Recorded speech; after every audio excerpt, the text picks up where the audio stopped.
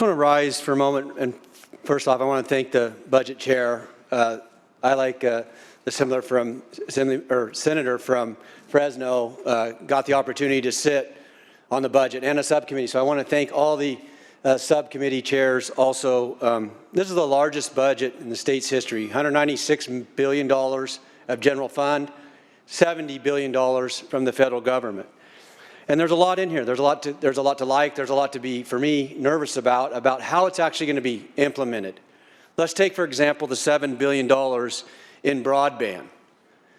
Now, somebody who's worked on broadband, you guys have heard me talk about broadband, but how is it actually going to get to the ground, and how is it going to affect the constituents that we all serve, and those who are underserved or not served? The devil's in the details. And there's going to be a lot of work from this point forward on how we actually drive it home. And so I want to just challenge for broadband, for prison realignment, for drought and fire.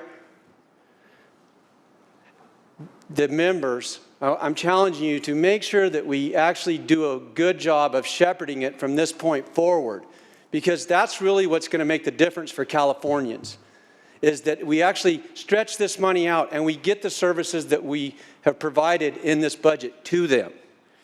And I want to share one last thing that is really dear to me. I'm, as you all know, a generation of my family farm here in California. I'm not planning on leaving California, but we talk about the federal government giving us all this money.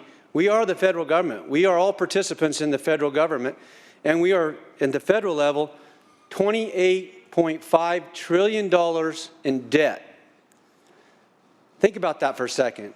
Those of us that have children and are looking to the future, for them, every single man, woman, and child in America is in debt $85,000.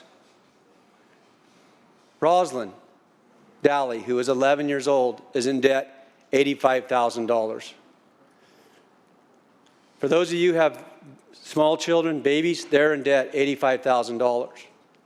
We must do a great job in stretching our resources and get the services we need, and start looking at a way to draw down the debt that we're piling up on the generations that follow us, if we really want to do the right thing.